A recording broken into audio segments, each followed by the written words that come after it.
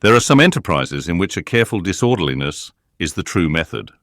The more I dive into this matter of whaling, and push my researches up to the very springhead of it so much, the more am I impressed with its great honourableness and antiquity. And especially when I find so many great demigods and heroes, prophets of all sorts, who one way or other have shed distinction upon it, I am transported with the reflection that I myself belong, though but subordinately, to so emblazoned a fraternity. The gallant Perseus, a son of Jupiter, was the first whaleman, and to the eternal honour of our calling be it said that the first whale attacked by our brotherhood was not killed with any sordid intent. Those were the nightly days of our profession, when we only bore arms to succour the distressed and not to fill men's lamp feeders. Everyone knows the fine story of Perseus and Andromeda, how the lovely Andromeda, the daughter of a king, was tied to a rock on the seacoast, and as Leviathan was in the very act of carrying her off, Perseus, the prince of whalemen, intrepidly advancing, harpooned the monster and delivered and married the maid. It was an admirable artistic exploit, rarely achieved by the best harpooneers of the present day. Inasmuch as this, Leviathan was slain at the very first dart. And let no man doubt this archite story. For in the ancient Joppa, now Jaffa, on the Syrian coast, in one of the pagan temples, there stood for many ages the vast skeleton of a whale, which the city's legends and all the inhabitants asserted to be the identical bones of the monster that Perseus slew.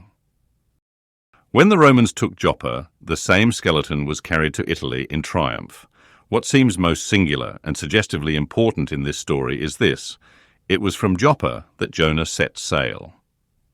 Akin to the adventure of Perseus and Andromeda, indeed by some supposed to be indirectly derived from it, is that famous story of St. George and the dragon, which dragon I maintain to have been a whale. For in many old chronicles, whales and dragons are strangely jumbled together, and often stand for each other. Thou art as a lion of the waters, and as a dragon of the sea, saith Ezekiel, hereby plainly meaning a whale. In truth, some versions of the Bible use that word itself.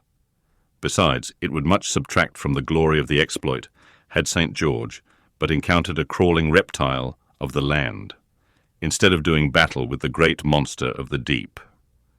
Any man may kill a snake, but only a Perseus, a St. George, a coffin, have the heart in them to march boldly up to a whale.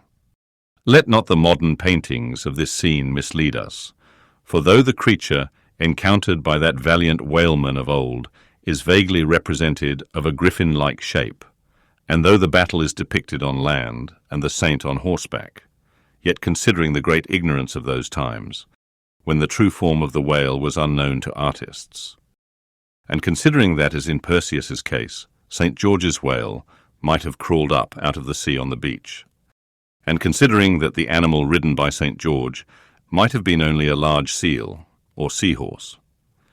Bearing all this in mind, it will not appear altogether incompatible with the sacred legend and the ancientest drafts of the scene to hold this so-called dragon no other than the great Leviathan himself. In fact, placed before the strict and piercing truth, this whole story will fare like that fish, flesh, and fowl idol of the Philistines, Dagon by name, who being planted before the ark of Israel, his horse's head and both the palms of his hands fell off from him, and only the stump or fishy part of him remained. Thus, then, one of our own noble stamp, even a whaleman, is the tutelary guardian of England. And by good rights, we harpooneers of Nantucket should be enrolled in the most noble order of St. George, and therefore let not the knights of that honourable company, none of whom, I venture to say, have ever had to do with a whale like their great patron, let them never eye a Nantucketer with disdain, since even in our woolen frocks and tarred trousers, we are much better entitled to St. George's decoration than they. Whether to admit Hercules among us or not, concerning this I long remained dubious.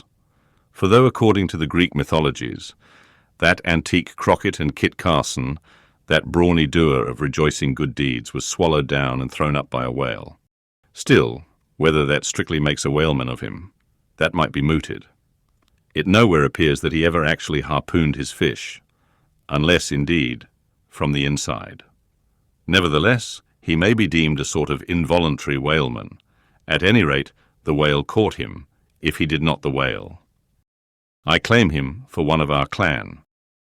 But by the best contradictory authorities, this Grecian story of Hercules and the whale is considered to be derived from the still more ancient Hebrew story of Jonah and the whale, and vice versa. Certainly they are very similar. If I claim the demigod, then why not the prophet? Nor do heroes, saints, demigods, and prophets alone comprise the whole roll of our order. Our Grand Master is still to be named, for like royal kings of old times, we find the headwaters of our fraternity in nothing short of the great gods themselves. That wondrous oriental story is now to be rehearsed from the Shastra, which gives us the dread Vishnu, one of the three persons in the godhead of the Hindus, gives us this divine Vishnu himself for our Lord. Vishnu, who, by the first of his 10 earthly incarnations, has forever set apart and sanctified the whale. When Brahma, or the god of gods, saith the Shastra, resolved to recreate the world after one of its periodical dissolutions, he gave birth to Vishnu, to preside over the work. But the Vedas, or mystical books, whose perusal would seem to have been indispensable to Vishnu before beginning the creation, and which therefore must have contained something in the shape of practical hints to young architects, these Vedas were lying at the bottom of the waters. So Vishnu became incarnate in a whale, and sounding down in him to the uttermost depths, rescued the sacred volumes. Was not this Vishnu a whaleman then? Even as a man who rides a horse is called a horseman? Perseus, St. George, Hercules, Jonah, and Vishnu.